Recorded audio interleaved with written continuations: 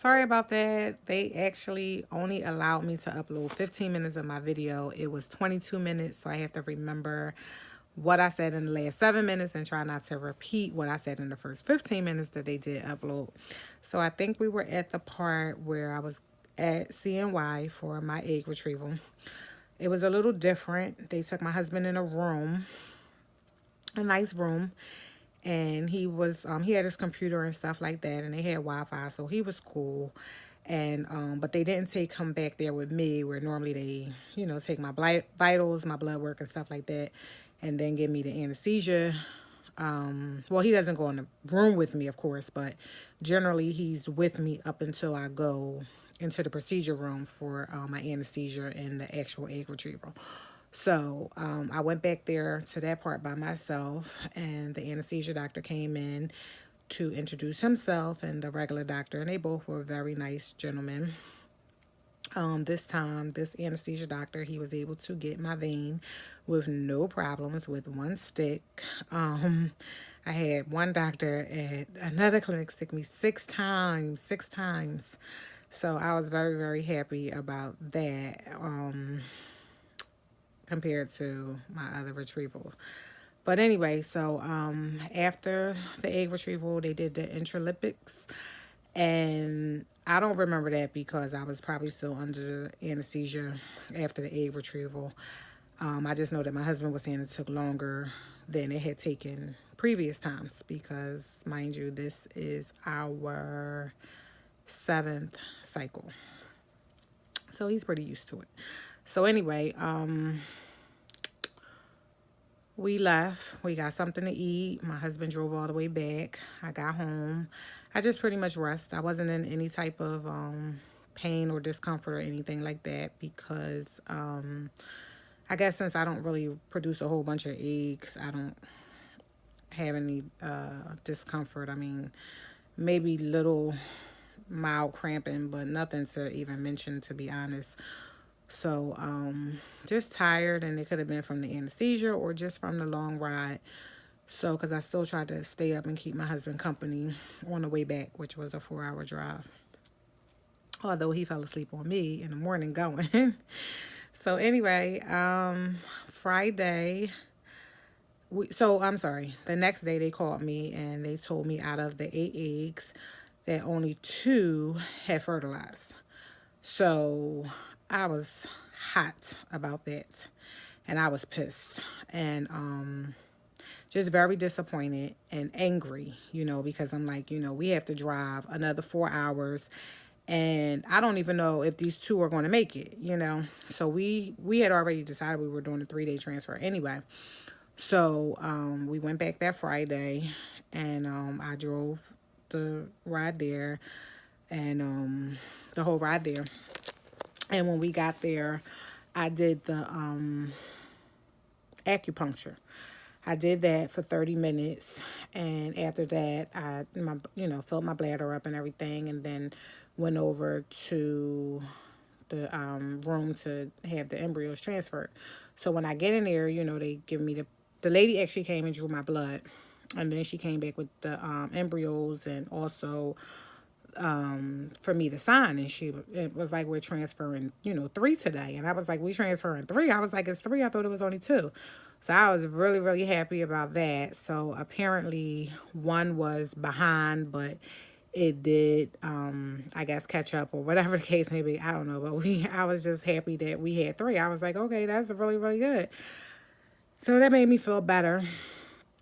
So when the doctor came in, he did he could see from the ultrasound that my bladder was really full. So they verified the embryos, brought them in, and transferred them. And afterwards, he asked us if we wanted him to pray with us.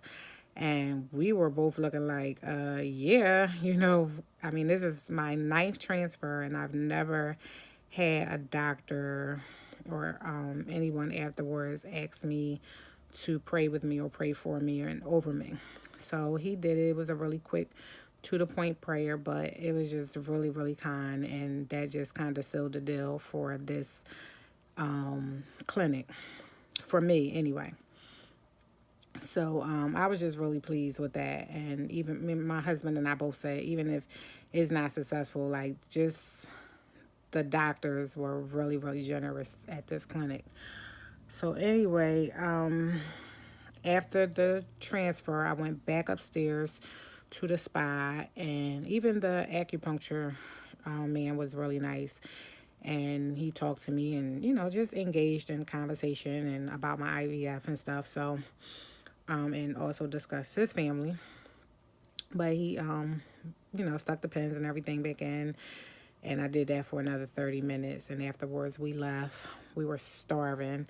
So we went to Burger King and ate. Well, actually, we just got to go and we ate it while we were driving because we were like anxious to try to get back home.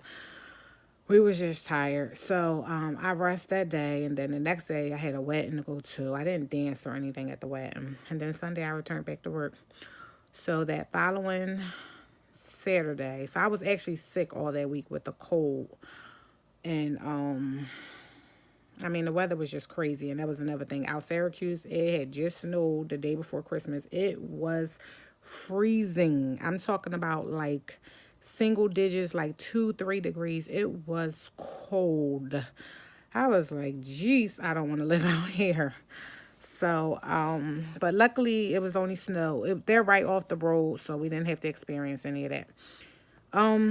So that following Saturday, which was January the 7th, no, the 6th, I'm thinking, I took a pregnancy test, which was 7 days after my transfer.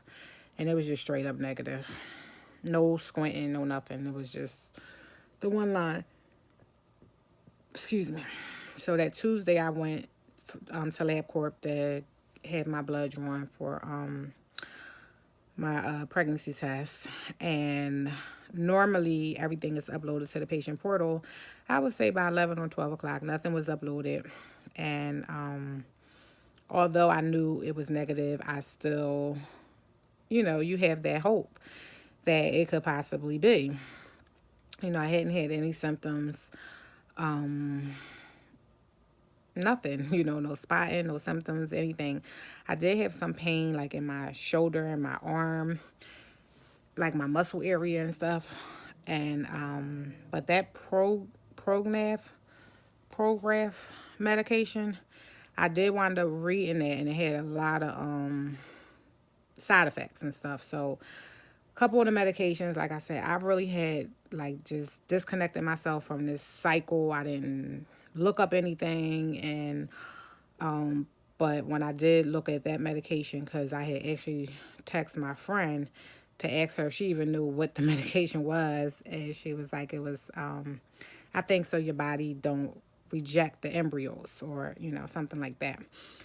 And she was saying that it could cause those type of pains. So, again, I didn't have any symptoms or anything. So eventually about 2:30, I emailed the travel portal and told them I hadn't got my results. And, I wanted to know because I needed to know if I needed to stop my medication tonight because I was overtaking that medicine. I mean, I had, my butt had, just, it was sore. I was running out of places to continue to get the progesterone and oil. I was also doing the depositories. It was just too much, and I was just over it. So she wound up calling me back and was like, LabCorp didn't process my blood work today. And I knew it was going to be a problem because the lady was having a problem putting the billing in. And I was telling her that they normally just process it with the Rochester office. And she's like, that's not the way you're supposed to do it and all this stuff. So whatever happened, they didn't process my blood work. So the lady said she'll call me the next morning or whatever. So when I got home, I had a dollar store test, and I said, I'm just going to take this. That way, I'll just stop taking the medicine because I was really refusing to take that medicine again. Like, I was done. I was over it. So I took the dollar store test, and I was actually on social media and talking to my aunt on the phone. And when I did finally look at the test, because normally I just stare at it, I guess like 5 minutes had went by or maybe even longer than that. And I went to grab the test, and it was another line. Yeah. Yes, another line. So I didn't know how to react. to be honest, because I'm like, okay, this is a dollar store test, but still, I've never seen a line. So my friend was like, well, go to Walmart and get a first response. So I did that, came back, took that test, 2 lines. No squinting, just straight up 2 lines. And I was actually looking for the test to show you, but I gave them to my husband and I don't know where he put them at. But, and I was like kind of nervous about telling him because I'm like, I really still want to hear from the clinic, like, how could you make a mistake this day? Like, why? So the next day, I missed her call, but she left me a voice message, and she also had emailed me or sent me a message through the portal. And I think my beta was 118. And she told me that I would go in that Thursday for a repeat, which was the next day because, mind you, I should have known on Tuesday, but she didn't tell me the Wednesday, but she told me the next day I would go in to repeat my blood work. So on that next day, my beta came back, and that was 246. So she was like, you're really pregnant, it's double more than, and it's looking really good. So the following week, I went in for an ultrasound for them to check the sacs. And initially, this lady was like, she see 2 sacs. So I went back again, which would have been week 6. And they also seen 2 sacs. And so now I'm starting to get nervous and panicking because I'm like, although I was talking all this crap about I don't care about having twins, I started to like have panic attack, or felt like I was having a panic attack, and it was a lot. So anyway, fast forward, the third ultrasound, that doctor, he was like, he only see one, and actually that ultrasound I was able to hear the heartbeat. So that was really cool, and I just couldn't, I can't believe it, and I had absolutely no symptoms other than I had a cold, and that's it. I didn't do any of the myths like eating certain things. I ate what I wanted. In fact, after the transfer, we ate at Burger King. I just ate regular food. I didn't drink anything different. I do drink decaf coffee. But, I mean, I ate and drank whatever I wanted to drink and eat. I didn't do anything. I didn't follow any of the rules. So, I just think that it's just God timing. I don't know. This is, so anyway, I was very, very sick. Let me back up. I only got 2 minutes before this video cut off. So I was very, very sick. I'm talking nauseous every single day, 24/7. My doctor prescribed some medication for that. I take twice a day. I had really, really bad constipation. Morning sickness was for real. I had that up until like 17 weeks.